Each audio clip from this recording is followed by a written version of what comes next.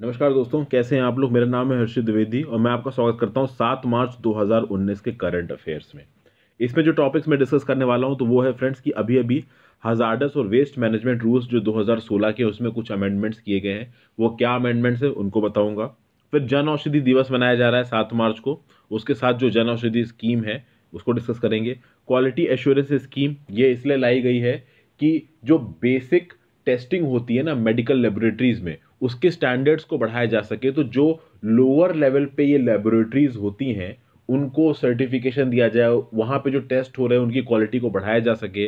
तो state government के involvement के साथ साथ और बहुत सारे अलग एंटिटीज के इन्वॉल्वमेंट के साथ साथ इस क्वालिटी एश्योरेंस स्कीम को लेके आया गया है, इसे देखेंगे।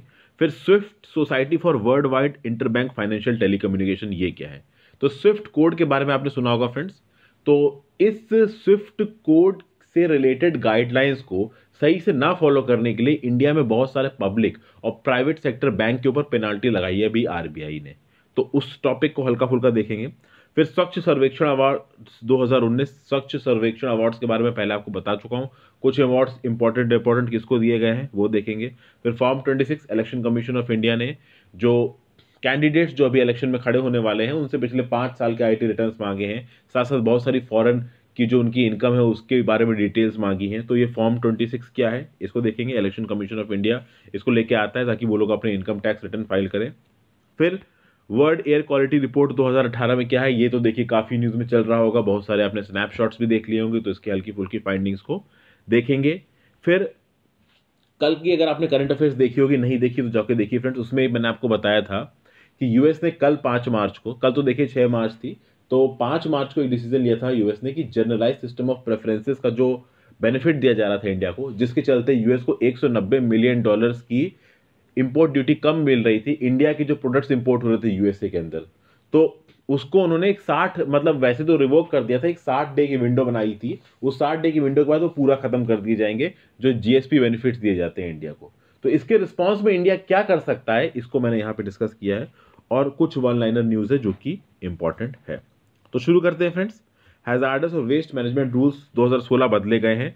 अमेंड किसने किया है इसको? मिनिस्ट्री ऑफ एनवायरमेंट, फॉरेस्ट और क्लाइमेट चेंज ने इनको अमेंड किया है। नए प्रोविजंस क्या है कि जो सॉलिड प्लास्टिक वेट है ना, कहा जाता है कि इस सॉलिड प्लास्टिक वेट को पहले स्पेशल इकोनॉमिक जोन्स और एक्सपोर्ट ओरिएंटेड यूनिट्स इंपोर्ट कर सकते थे। अब स्पेशल इकोनॉमिक जोन्स और एक्सपोर्ट ओरिएंटेड यूनिट्स इस सॉलिड प्लास्टिक वेस्ट को इंपोर्ट नहीं कर सकते फॉर ऑब्वियस रीजंस फ्रेंड्स, क्योंकि देखिए इंडिया में ऑलरेडी ये जो वेस्ट की प्रॉब्लम है बहुत ज़्यादा बढ़ रही है। बहुत तरीके के ई वेस्ट आ गए हैं, ठीक है, ई वेस्ट भी आ गए हैं, प्लास्टिक वेस्ट भी आ गए हैं। तो प्लास्टिक वेस्ट हमारी इकोलॉजी के लिए, इन्वायरमेंट के लिए अच्छा नहीं है, तो मोस्ट प्रॉब्ली इसलिए सॉलिड प्लास्टिक वेस्ट को बंद कर दिया गया है इंपोर्ट से। फिर पहले क्या होता था कि जो सिल्क वेस्ट एक्सपोर्टर्स होते थे ना, तो जो सिल्क के वेस्ट को एक्सपोर्ट करते हैं, तो उसको एक्सपोर्ट करने से पहले उनको परमिशन लेनी पड़ती थी मिनिस्ट्री ऑफ एनवायरमेंट, फॉरेस्ट और क्लाइमेट चेंज। अब इस अमेंडमेंट के थ्रू कहा गया है कि भाई सिल्क वेस्ट के जो एक्सपोर्टर्स हैं वो अपना सिल्क वेस्ट एक्सपोर्ट कर सकते हैं, उनको किसी भी तरीके की कोई परमिशन लेने की जरूरत नहीं है एनवायरमेंट मिनिस्ट्री से। फिर देखिए, वो इलेक्ट्रिकल कंपोनेंट्स और इलेक्ट्रॉनिक असेंबलीज जो कि इंडिया में मैन्युफैक्चर हुए हैं और इंडिया से एक्सपोर्ट हुए कहीं बाहर, अगर बाहर जाने के बाद पता चलता है कि उनमें कोई डिफेक्ट था, तो उनको आप एक्सपोर्ट होने के 1 साल के अंदर वापस ला सकते हैं इंडिया में, उसकी फिर से रिपेयरिंग करने के लिए, बिना एनवायरमेंट मिनिस्ट्री की परमिशन लिए। पहले क्या होता था कि आपने अगर डिजिटल कंपोनेंट्स को, इलेक्ट्रॉनिक असेंबलीज को, इलेक्ट्रिकल कंपोनेंट्स को एक्सपोर्ट कर दिया, तो उसके बाद अगर आप उसको वापस लाना चाहते हो, मान लीजिए, अब देखिए क्या होता है फ्रेंड्स, वापस क्यों लाया जाता है। यहां से मान लीजिए किसी ने इलेक्ट्रॉनिक प्रोडक्ट्स बनाए, कोई बहुत अच्छी कंपनी, मान लीजिए कोई कंपनी है सी। अब उस सी कंपनी में फॉरेन में उस प्रोडक्ट्स को भेजा, मान लीजिए प्रोडक्ट्स गए आपके वियतनाम। अब वियतनाम की किसी कंपनी ने उन प्रोडक्ट्स को यूज किया, और जब वियतनामी कंपनी को पता चला कि ये जो प्रोडक्ट्स आए हैं ये डिफेक्टिव हैं, तो ऑब्वियस सी बात है वो कंपनी वापस भेजना चाहेगी उन प्रोडक्ट्स को बनवाने के लिए। वो कंपनी तो बोलेगी कि हमको सही कंपोनेंट्स चाहिए, तो वो वापस आएंगे बनने के लिए। इंडिया वाली कंपनी भी मानेगी क्योंकि उसको आगे ऑर्डर्स लेने होंगे इस वियतनाम वाली कंपनी से। तो पहले जब ऐसे प्रोडक्ट्स को वापस मंगाया जाता था ना इंडिया में, तो उसके लिए परमिशन लेनी पड़ती थी मिनिस्ट्री ऑफ एनवायरमेंट, फॉरेस्ट और क्लाइमेट चेंज ने। आप कहा गया है कि ऐसे प्रोडक्ट्स जो एक्सपोर्ट हो गए हैं, मान लीजिए वो डिफेक्टिव निकल जाते हैं, तो उनको आप बिना परमिशन के, बिना मिनिस्ट्री ऑफ एनवायरमेंट की परमिशन पे 1 साल के एक्सपोर्ट के अंदर अंदर वापस ला सकते हैं। अब पहले ये बात थी फ्रेंड्स कि ये कंडीशन क्यों लगाई गई थी कि आप एनवायरमेंट मिनिस्ट्री की परमिशन लीजिए। देखिए फ्रेंड्स, क्या होता है ना, एक्सपोर्ट इंपोर्ट में काफ़ी सारी ट्रिकीनेस इन्वॉल्व होती है। क्या एक्सपोर्ट हो रहा है, क्या इंपोर्ट हो रहा है, कहीं प्रोहिबिटेड गुड्स तो नहीं है, कहीं कोई ऐसे गुड्स तो नहीं है जो इंडिया की हेरिटेज को नुकसान करते हैं। तो इसीलिए एक्सपोर्ट और इंपोर्ट्स में काफ़ी ध्यान रखा जाता था। लेकिन अब ट्रेड फैसिलिटेशन चल रहा है, तो उस ट्रेड फैसिलिटेशन ड्राइव के अंदर आप ये भी कह सकते हो कि अब अगर डिफेक्टिव चीज़ को अगर आपको वापस इंडिया में इंपोर्ट करना है तो उसके लिए आपको मिनिस्ट्री ऑफ एनवायरमेंट की परमिशन लेने की ज़रूरत नहीं है। और पहले ऐसा होता था फ्रेंड्स, वो इंडस्ट्री जिनको water prevention and control of pollution act 1974 और air prevention and control of pollution act 1981 के अंदर कंसेंट लेने की जरूरत नहीं थी अपना काम करने के लिए, तो उन इंडस्ट्रीज को अब hazardous and other waste management and trans boundary movement rules 2016 के अंदर भी ऑथराइजेशन लेने की जरूरत नहीं है। तो जिनको इन दो एक्ट्स में ऑथराइजेशन लेने की जरूरत नहीं थी, उनको अब ये हजार्डस और other waste management and trans boundary movement rules 2016 के अंदर जो अथॉरिटीज है ना, उन अथॉरिटी से परमिशन लेने की भी जरूरत उसको अब नहीं है। तो जो भी ये वाली इंडस्ट्रीज आपका हजार्डस वेस्ट जनरेट करेंगी, उसको कौन डील करेगा? उसको डील करेगा waste collector, disposal facilities, authorised actual users. तो एक तरीके से आप कह सकते हो कि इन कंपनीज को ऑपरेट करने में थोड़ी सी सहूलियत हो जाए, उनको बिजनेस करने में थोड़ा सा आराम रहे, उनका ज़्यादा गवर्नमेंट अथॉरिटीज उनको ज़्यादा परेशान ना कर पाए, तो इसलिए इस तरीके के स्टेप्स लिए जा रहे हैं। फिर एक और इंपॉर्टेंट न्यूज़ आई फ्रेंड्स, जन औषधि दिवस। अब जेनेरिक मेडिसिन के यूज के बारे में अवेयरनेस फैलाने के लिए और उसके यूज को प्रमोट करने के लिए जन औषधि दिवस मनाने का फैसला किया गया है हर साल 7 मार्च को। तो हर साल 7 मार्च को जन औषधि दिवस पूरे इंडिया में मनाया जाएगा, इस बार शुरू किया गया है। तो सबसे पहले हम यहाँ पे बात करते हैं कि भाई ये जेनेरिक मेडिसिन, ये जेनेरिक ड्रग, ये होता क्या है। तो देखिए, ये एक ऐसा फार्मास्यूटिकल ड्रग है जिसमें वही केमिकल सब्सटेंस होता है जो ओरिजिनली डेवलप्ड, पेटेंटेड और इनोवेटेड ड्रग में था। अब डेवलप्ड, पेटेंटेड, इनोवेटेड, ये क्या चीज़ है? देखिए फ्रेंड्स, बात ये होती है कि जब भी कोई ड्रग, कोई दवाई बनाई जाती है, आप देख रहे हैं फ्रेंड्स कि इंडिया के अंदर इंडिजीनियस दवाइयाँ बहुत कम है। हम वही दवाइयाँ यूज़ कर रहे हैं जो बाहर बनी थी। आज की डेट में जो आप ये पैरासाइटामोल और क्रूसीन यूज़ करते हैं ना, जो इतनी सस्ती बिकती है मार्केट्स में, शुरू शुरू में ये दवाइयाँ भी यूएस में ही बनी थी, ठीक है, और बहुत साल तक पेटेंटेड रही थी। उसके बाद जब पेटेंट खत्म हो गया तो इंडिया में इनको कम दाम में बेचा जाता है। तो ओरिजिनली ये कहाँ की है? यूएस की बनी हुई ही है। इंडिया में किसी ने इतना इनोवेशन नहीं किया कि इस तरीके की दवाइयों को यहाँ बनाया जा सके। तो बात ये होती है कि जब भी कोई मेडिकल की कंपनी इतना बड़ा इनिशिएटिव लेगी कि वो एक बीमारी का इलाज ढूंढे, उस इलाज की बहुत टेस्टिंग करे, क्योंकि दवाई को बनाने का प्रोसेस बहुत लंबा होता है। पहले आप उस बीमारी को आइडेंटिफाई करते हो, फिर बीमारी से लड़ने वाले तरीकों को ढूंढते हो, उसके लिए आप इतना ज़्यादा रिसर्च डेवलपमेंट में ख़त्म करते हो, बड़े बड़े डॉक्टर्स को हायर करते हो, फिर फाइनली जब आपको इलाज मिल जाता है, दवा बन जाती है, तो फिर आप उस दवा की टेस्टिंग करते हो, एनिमल पे टेस्टिंग करते हो, ह्यूमंस पे टेस्टिंग करते हो। तो जिन ह्यूमन पे टेस्टिंग करते हो उनको भी आप खूब सारा पैसा देते हो। तो इस तरीके की चीज़ों में होता क्या है फ्रेंड्स कि एक कंपनी को एक दवा को मार्केट तक लाने में बहुत टाइम लग जाता है, फिर मार्केट के आने के बाद उसकी मार्केटिंग करनी पड़ती है, उसमें बहुत पैसा खत्म होता है। इसीलिए उस दवा का पेटेंट दिया जाता है उस पर्टिकुलर कंपनी को, और उस पेटेंट के चलते वो पर्टिकुलर कंपनी उस दवा को बहुत महंगे दामों में बेचती है, बहुत ज़्यादा महंगे दाम होते हैं। और जब वो दवा इंडिया जैसी कंट्रीज़ में, अफ्रीका की कंट्रीज में पहुंचती है, साउथ ईस्ट एशिया की कंट्रीज में पहुंचती है, तो उसके दाम बहुत ज़्यादा हो जाते हैं यहाँ के लोगों के हिसाब से, क्योंकि यहाँ के लोगों के पास इतने पैसे नहीं है। पहली बात तो यहाँ के लिविंग स्टैंडर्ड में, इंडिया के लिविंग स्टैंडर्ड में, यूएस के लिविंग स्टैंडर्ड में 5 से 10 गुना का फर्क है। यानी कि अगर इंडिया में आपको एक बोतल पानी 20 रुपए में मिल रहा है, तो पूरे चांसेस है कि वहां पे 150 से 200 रुपए पर लीटर मिलेगा। ये रियलिटी है फ्रेंड्स, वहाँ पानी बहुत महंगा है।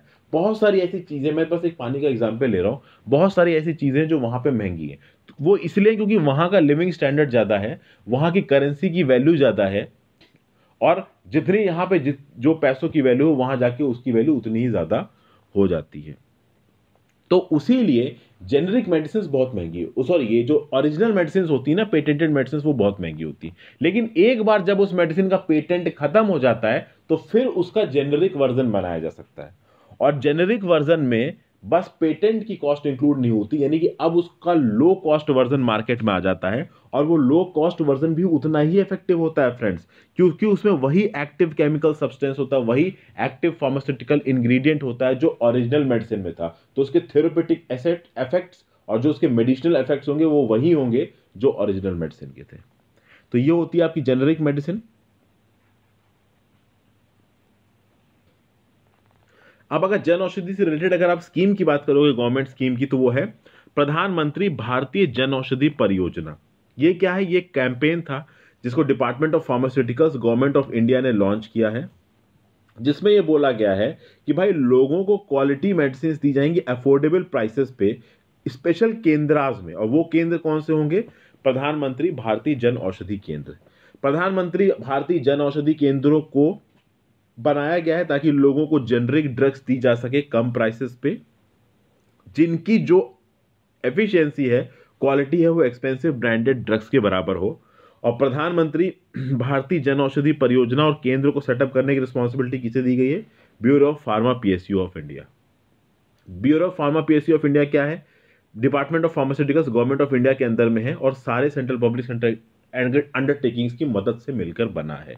एक बात और ध्यान रखिएगा फ्रेंड्स, लोगों के अंदर ये एक बहुत बड़ा मिसकंसेप्शन है कि प्रधानमंत्री भारतीय जन औषधि केंद्र में जो दवाइयां मिलती हैं ना, उनकी क्वालिटी अच्छी नहीं होती, वो सस्ती होती हैं तो बेकार होती हैं। ऐसा बिल्कुल नहीं है फ्रेंड्स। वो जेनेरिक मेडिसिन हैं, उनके अंदर वही एक्टिव फार्मास्यूटिकल इंग्रेडिएंट है जो ओरिजिनल ड्रग में था, इसलिए उनकी इफेक्टिविटी भी उतनी ही है। आप सेफली उनको ले सकते हो। गवर्नमेंट अगर कोई ऐसा काम कर रही है तो ऑब्वियस सी बात है उसमें कुछ ना कुछ क्रेडिबिलिटी होगी। तो ये सोचना कि वो दवाइयाँ सस्ती हैं इसलिए इफेक्टिव नहीं है, बेकार है, ये बिल्कुल गलत है। वो सस्ती हैं ताकि हमारे देश के लोग उनको अफोर्ड कर सकें। आगे चलते हैं, क्वालिटी एश्योरेंस स्कीम के बारे में बात की जाएगी। देखिए, एनएबीएल का फुल फॉर्म आपका है national accreditation board for testing and calibration laboratory. इसने क्या कहा है कि एक वॉलंटरी स्कीम लॉन्च की है जिसका नाम है quality assurance scheme for basic composite medical laboratories, entry level पे ध्यान दीजिएगा, इन फरवरी 2019।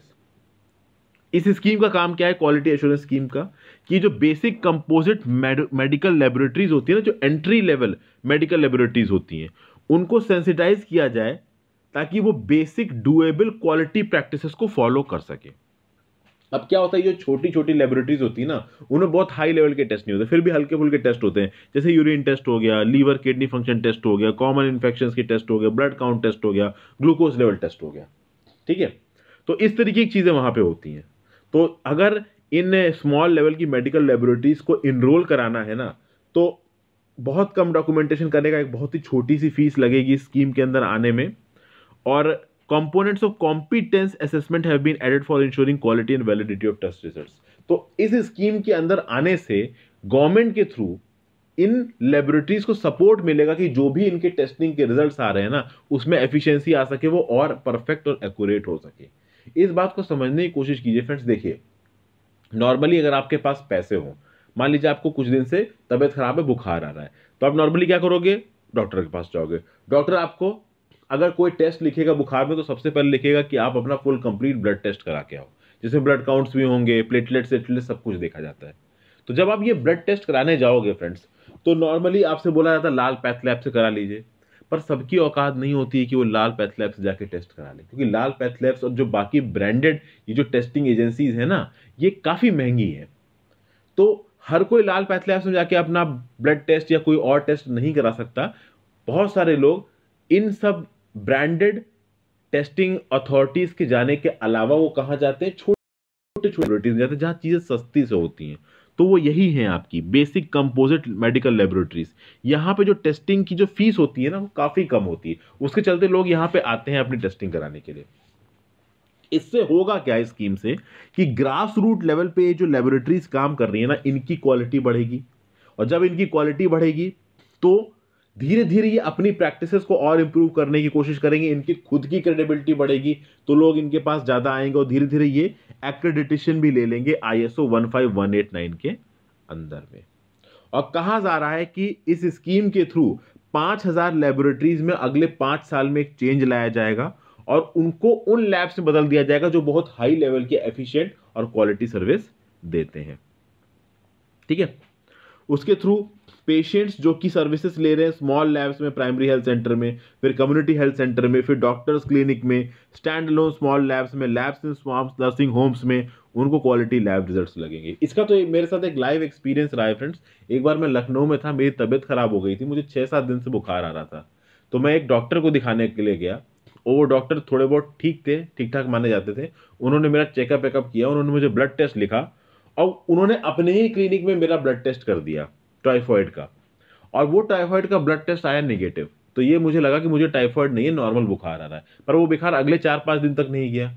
तो फिर मैं डॉक्टर लाल पैथलैब्स में जाके मैंने अपना टाइफॉइड का टेस्ट करवाया और वहां वो पॉजिटिव निकला, यानी मुझे रियल में टाइफॉइड था, जो कि उस पहले डॉक्टर के टेस्ट में गलत निकला था। तो कुछ ना कुछ वहां पे क्वालिटी की प्रॉब्लम थी ना, तो उस तरीके की क्वालिटी को प्रॉब्लम को इस स्कीम के थ्रू सुधारने की कोशिश की जाएगी। शायद इससे आपको चीजें थोड़ी सी क्लियर हो गई हो। फिर हम बात करेंगे स्विफ्ट की। तो देखिए स्विफ्ट है आपका society for world wide inter bank financial telecommunication. अभी भी क्या हुआ है, कुछ पब्लिक और प्राइवेट सेक्टर बैंक्स पे जबरदस्त मॉनेटरी पेनाल्टीज लगाई रिजर्व बैंक ऑफ इंडिया ने। रिजर्व बैंक ऑफ इंडिया का कहना है कि ये जो जितनी भी बैंक्स हैं ये स्विफ्ट मैसेजिंग सिस्टम के साथ ठीक से काम नहीं कर रही हैं, स्विफ्ट मैसेजिंग सिस्टम के जो बेंचमार्क्स हैं उनको फॉलो नहीं कर रही हैं। और स्विफ्ट मैसेजिंग सिस्टम्स के बैंक जो बेंचमार्क्स होते हैं उसको दुनिया भर की बैंक्स फॉलो करती हैं, जब जहां तक कि फॉरेन करेंसी के ट्रांसफर की अगर बात होती है। यानी देखिए फ्रेंड्स, अगर आप इंटर डोमेस्टिक मार्केट की बात करते हो, तो अगर आप डोमेस्टिक मार्केट में अगर कभी आपने अपने अकाउंट से पैसे किसी और अकाउंट में भेजे हो, ट्रांसफर किए हो या अपने अकाउंट में मंगवाए हो, तो जब भी आप अकाउंट नंबर लिखते हो तो आप उसमें आईएफएससी कोड बताते हो। वो आईएफएससी कोड इस चीज को डिनोट करता है कि भाई ये किस ब्रांच का अकाउंट है, ठीक है ना। उसी तरीके से जब स्विफ्ट कोड की बात होती है ना, तो स्विफ्ट कोड अलग अलग ऑर्गेनाइजेशंस का होता है। स्विफ्ट कोड के थ्रू स्विफ्ट कोड ये बताता है, स्विफ्ट कोड एक तरीके से मैसेजिंग सर्विस है। स्विफ्ट कोड आपका पैसा ट्रांसफर नहीं करता है, वो मैसेजेस को ट्रांसफर करता है, जिससे कि जो फाइनेंशियल इंफॉर्मेशन फ्लो है वो ठीक हो जाए। और जब एक बार फाइनेंशियल इंफॉर्मेशन सही तरीके से दूसरी जगह पहुंच गई, जैसे मान लीजिए स्विफ्ट कोड भेजा एक बैंक ने दूसरे बैंक को, तो वो मैसेज के फॉर्म में भेजा, और जिस बैंक ने भेजा उसको वो मैसेज पता है, जिस बैंक को मिला उसको वो मैसेज पता है, तो फिर वो आपस में समझ जाएंगे कि भाई ये फाइनेंशियल इंफॉर्मेशन इस बैंक से यहां पे आई है। तो पैसे नहीं गए हैं डायरेक्टली, इंफॉर्मेशन आई है, और फिर उस इंफॉर्मेशन के हिसाब से जो डेस्टिनेशन बैंक है वो अपनी एक्टिविटी कर सकती है। तो इस स्विफ्ट का एक एक्सटेंशन है इंडिया में, स्विफ्ट इंडिया। तो ये स्विफ्ट इंडिया आपका एक ज्वाइंट वेंचर है टॉप इंडियन पब्लिक और प्राइवेट सेक्टर बैंक्स जो हैं उनका स्विफ्ट के साथ, यानी society for world wide inter bank financial telecommunication के साथ। ये स्विफ्ट इंडिया को बनाया गया था कंपनी को, ताकि high quality domestic financial messaging services को दिया जा सके इंडियन फाइनेंशियल कम्युनिटी को, यानी इंडियन फाइनेंशियल कम्युनिटी को मैसेजिंग सर्विसेज दी जा सके। तो याद रखिएगा Swift India is a messaging services.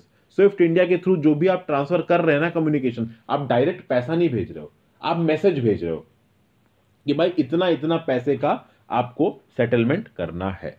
अभी क्या होता है कि अगर आपने किसी के अकाउंट में पैसे ट्रांसफर कर दिए तो कर दिए, यहां पे बस एक मैसेज नेटवर्क है ये स्विफ्ट नेटवर्क, इसको याद रखिएगा। और हर स्विफ्ट के अंदर हर फाइनेंशियल ऑर्गेनाइजेशन जो होता है, जैसे मान लीजिए बैंक है, उसके पास अपना खुद का एक यूनिक कोड होता है, जिसके थ्रू वो सेंड भी कर सकता है पैसा, रिसीव भी कर सकता है पैसा, या पैसे की इंफॉर्मेशन टू बी प्रिसाइज। तो मान लीजिए एक बैंक है, उसके पास अपना स्विफ्ट कोड है, स्विफ्ट कोड के थ्रू वो दूसरे बैंक को पैसा भेजेगा, तो जो दूसरा बैंक है वो अपने स्विफ्ट कोड के थ्रू उस पैसे की इंफॉर्मेशन को रिसीव करेगा। और यहां पे ये स्विफ्ट कोड का इस्तेमाल हुआ है, ये किसे पता चलेगा, एक तो जिसने भेजा है पैसा, दूसरा जिसने रिसीव किया, और किसी को भी पता नहीं चलेगा। तो ये बहुत सिक्योर फाइनेंशियल मैसेजेस कैरियर है, जिसके पूरे नॉर्म्स को ठीक से नहीं मान रहे थे बैंक्स, इसलिए उन पर जबरदस्त पेनाल्टी लगाई किसने, हमारी सेंट्रल बैंक ने। फिर हम स्वच्छ सर्वेक्षण अवार्ड 2019 के बारे में बात करेंगे। देखिए इन अवार्ड्स के बारे में मैं पहले आपको बता चुका हूं कि अवार्ड्स कब कॉन्स्टिट्यूट हुए, किसने कॉन्स्टिट्यूट किए, क्या क्या इसमें होता है, तो उसकी बात ना करते हुए थोड़े बहुत उसके रिजल्ट्स देख लेते हैं। हमारे प्रेसिडेंट ने अवार्ड्स को डिस्ट्रीब्यूट किया है। तीसरी बार लगातार इंदौर को क्लीनेस्ट सिटी का अवार्ड मिला है स्वच्छ सर्वेक्षण के अंदर। फिर new Delhi municipal council area को क्लीनेस्ट स्मॉल सिटी का अवार्ड दिया गया है। उत्तराखंड की गौचर नाम की एक जगह है, उसको बेस्ट गंगा टाउन का अवार्ड दिया गया है। फिर जो टॉप रैंक सिटी है ना, उनको क्लीनलीनेस की तरफ जो काम हो रहा है ना, तो जो भी टॉप रैंक सिटीज उनको दिया क्या जाएगा, तो उनको एक स्टैचू दी जाएगी हमारे नेशन के फादर महात्मा गांधी जी की, और ये जो स्वच्छ सर्वेक्षण 2019 है ना, ये सारी अर्बन लोकल बॉडीज को कवर करता है। तो इस हिसाब से आप कह सकते हो कि दुनिया का सबसे बड़ा ये क्लीनलीनेस सर्वे है। फिर फॉर्म 26 की बात हो रही है फ्रेंड्स। अभी अभी हमारी लॉ मिनिस्ट्री ने बोला है कि भाई जितने भी इलेक्शन में बैठने वाले कैंडिडेट्स हैं ना, वो इनकम टैक्स रिटर्न फाइल करेंगे। और पिछले बार के इलेक्शंस में क्या था, इनकम टैक्स रिटर्न 1 साल का, इस बार वो पिछले 5 साल के इनकम टैक्स रिटर्न फाइल करेंगे। ठीक है, तो अच्छा खासा लंबा टाइम के इनकम टैक्स रिटर्न उनसे माने गए हैं। और उसके साथ साथ वो ये भी बताएंगे कि किसी फॉरेन कंट्री में उनके कितने पैसे लगे हुए हैं, कितने शेयर्स लगे हुए हैं, कितनी उनके पास प्रॉपर्टी है, यानी किसी भी तरीके के एसेट जो उनके पास फॉरेन कंट्री में, वो उन्हें डिस्क्लोज करने पड़ेंगे फॉर्म 26 में। प्लस अपने 5 साल का इनकम टैक्स रिटर्न देना पड़ेगा, अपने बच्चों का और डिपेंडेंट्स का भी रिटर्न देना पड़ेगा। और ये फॉर्म 26 को अमेंड करके लेके आया है। और ये किसने करवाया है, इलेक्शन कमीशन ऑफ इंडिया ने मिनिस्ट्री को लिखा था, और फिर अब ये अमेंडमेंट कर दिया गया है। फिर एक कैंडिडेट जो होगा ना इलेक्शन में, वो एक एफिडेविट फाइल करेगा जिसका नाम होगा फॉर्म 26। ठीक है ना, उस एफिडेविट में, उस फॉर्म 26 के साथ ही वो एफिडेविट भी लगा होगा। उस एफिडेविट में उस कैंडिडेट के एसेट्स, लायबिलिटीज, एजुकेशनल क्वालिफिकेशंस क्या हैं, क्रिमिनल एंटीसीडेंट्स क्या हैं, पब्लिक ड्यूज क्या हैं। और खास बात यह है कि फ्रेंड्स, ये एफिडेविट्स लोग देख सकते हैं। तो जब लोग इस एफिडेविट को देखेंगे तो लोगों को पता चलेगा कि भैया इसके पास कितना पैसा है, कितनी लायबिलिटी है, क्या इसकी क्वालिफिकेशन है, क्रिमिनल एंटीसीडेंट का है। क्योंकि एक पढ़ा लिखा आदमी एक अनपढ़ आदमी को वोट नहीं देना चाहेगा, वो पढ़े लिखे आदमी को वोट देना चाहेगा। तो वोटर अवेयरनेस तो आज की डेट में है। अगर आप वोटर को इन्फॉर्मेशन दे दो उस कैंडिडेट के बारे में, तो वोटर अपने डिसीजन खुद ले सकता है। तो यहां पे इंफॉर्मेशन दी जा रही। फिर जिसके ऊपर क्रिमिनल केस चल रहा है, बड़े बड़े मर्डर रेप का, उसके खिलाफ लोग वोट नहीं देंगे। तो इस तरीके की चीजों की बात करी गई है यहां पे।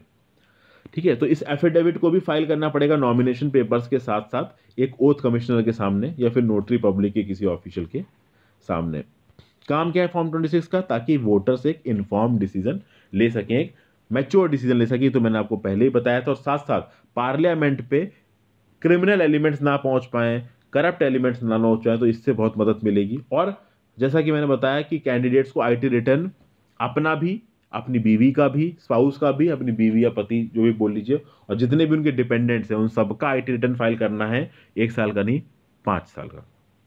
ऑफशोर एसेट्स की डिटेल्स देनी है, ये तो मैंने बता ही दिया। पहले फॉरेन एसेट्स की डिटेल नहीं मांगी जाती थी, अब फॉरेन एसेट्स की डिटेल भी मांगी जाती है। आगे चलते हैं।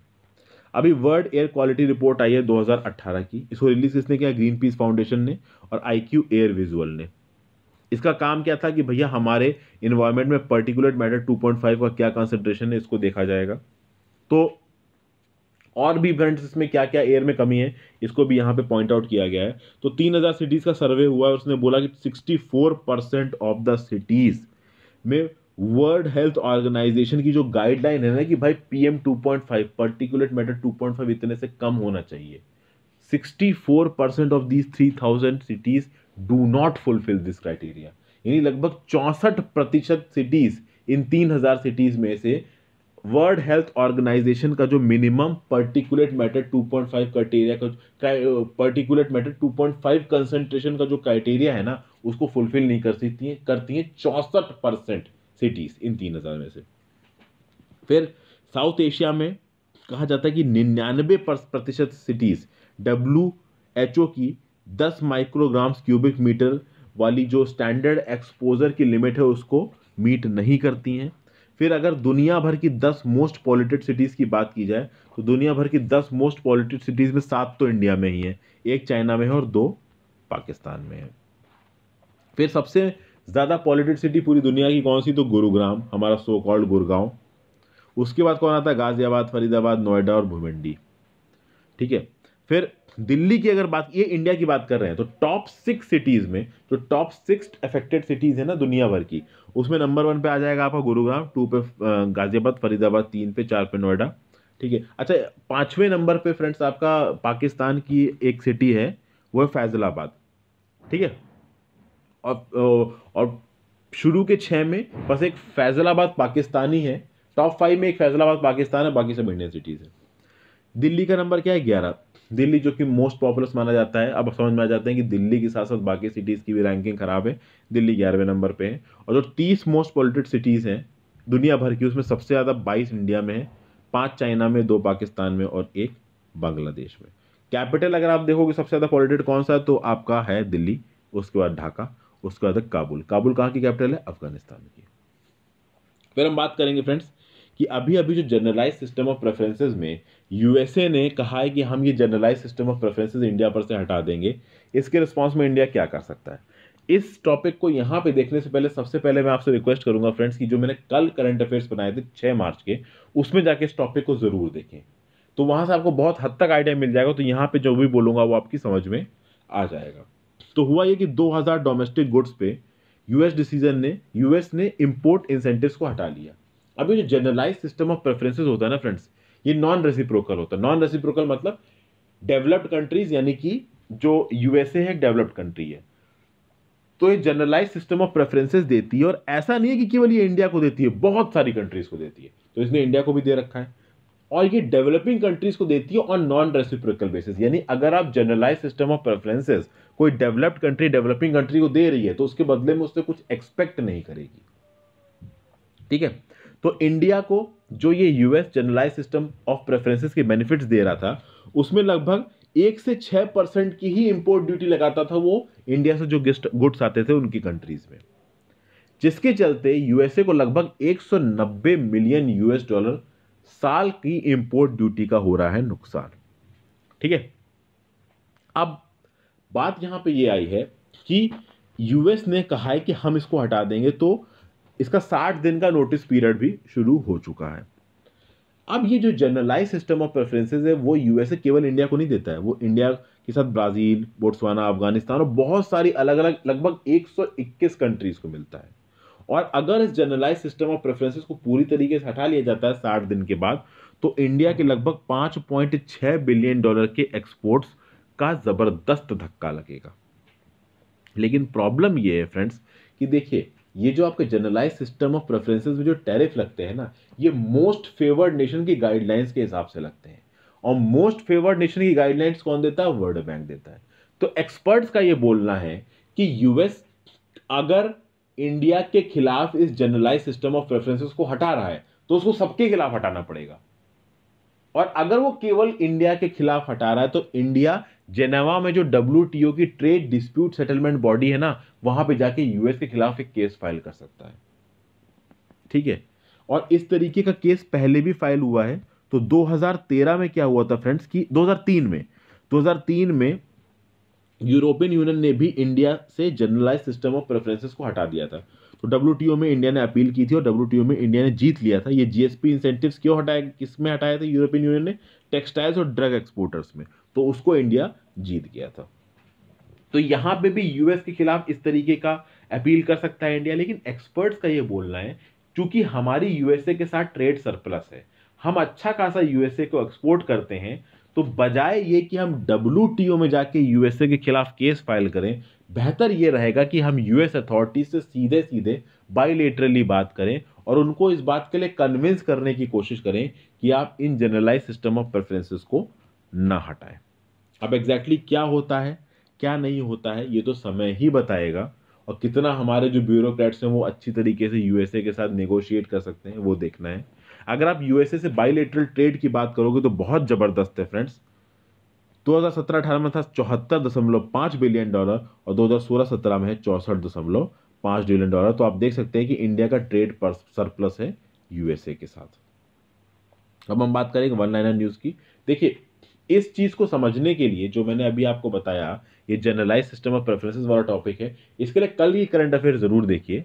तो ये जो यूएसए का मूव है ना, इसके खिलाफ पे एक चीज और हुई है फ्रेंड्स कि इंडिया कुछ 29 प्रोडक्ट्स हैं यूएस के, उनके ऊपर टैरिफ नहीं बढ़ा रहा है। और उस टैरिफ को ना बढ़ाने के लिए जो डेडलाइन है ना, वो इंडिया 6 बार आगे शिफ्ट कर चुका है और वो डेडलाइन अब 1 अप्रैल को खत्म हो रही है। तो अगर इंडिया उन पे टैरिफ लगा देता है, तो फिर वो जो 29 प्रोडक्ट्स यूएस से इंडिया में आ रहे हैं ना, उन पे लग जाएगी इंपोर्ट ड्यूटी। अब इंपोर्ट ड्यूटी लगने में घाटा होता है। हमारे जो 2000 प्रोडक्ट्स यूएस मार्केट में जा रहे हैं, अगर उस पर यूएस इंपोर्ट ड्यूटी लगा देगा, तो वो मार्केट तक पहुंचते पहुंचते बहुत महंगे हो जाएंगे और अनकॉम्पिटिटिव हो जाएंगे। क्योंकि भाई कंज्यूमर्स तो वही सामान खरीदेंगे ना मार्केट से जिनको सस्ता मिलता है, महंगा क्यों खरीदेंगे? उनको फर्क नहीं पड़ता पाकिस्तान से आ रहा है, इंडिया से आ रहा है, जर्मनी से आ रहा है कि कहां से आ रहा है, कहीं से भी आए, उन्हें कोई फर्क नहीं पड़ता, उनको सस्ते से मतलब है। इसीलिए ये इंपोर्ट ड्यूटी लगाना गलत है और ज़रूरी है कि इंडिया यूएस से यहाँ पे बहुत तरीके से बात करे, क्योंकि ऑलरेडी यूएस और चाइना के बीच में एक ज़बरदस्त ट्रेड वॉर चल रहा है, जिसका घाटा यूएस और चाइना दोनों को उठाना पड़ा है। तो इस तरीके की सिचुएशन को इंडिया को किसी भी तरीके से अवॉइड करना चाहिए और बातचीत से बात को सुलझाने की कोशिश करनी चाहिए। फिर दो वन लाइनर न्यूज़ है फ्रेंड्स। टीवीएस मोटर कंपनी को इंटरनेशनल सस्टेनेबिलिटी अवार्ड मिला है। Green era award of sustainability कहाँ मिला है? लिस्बन पुर्तगाल में। कंपनी को क्वालिटी और बिजनेस एक्सीलेंस अवार्ड भी मिला है। तो दोनों अवार्ड याद रख लिएगा, किसको मिले? टीवीएस मोटर कंपनी को। एक लाइन इन्फॉर्मेशन है। फिर काइली जेनर नाम की एक लड़की है, छोटी सी लड़की आप कह सकते हैं, 21 साल की है केवल, और she is the youngest self made billionaire. इनका खुद का एक बूमिंग कॉस्मेटिक कंपनी है जिन्होंने 3 साल पहले खोली थी और वो ज़बरदस्त तरीके से चल रही है। तो काइली जेनर का नाम रखिएगा। ये एक वन लाइनर न्यूज़ है जो कि बहुत सारे एग्जाम्स में आने के चांसेस है। तो मैं अपनी करंट अफेयर्स को यहीं ख़त्म कर रहा हूँ फ्रेंड्स। थोड़ा सा सपोर्ट करिए, मुझे उस हिसाब का रिस्पांस मिल नहीं रहा अपनी वीडियोस को। जितना हो सके फ्रेंड्स वीडियोस को ज़्यादा शेयर करें। 31 मार्च तक की डेडलाइन है, अगर नहीं आएंगे व्यूज़ तो फिर मुझे मजबूरी में बंद करना पड़ेगा अपना करंट अफेयर्स का segment. So thank you for watching this video friends. Subscribe कर लीजिएगा। गुड बाय, टेक केयर, पढ़ते रहिए।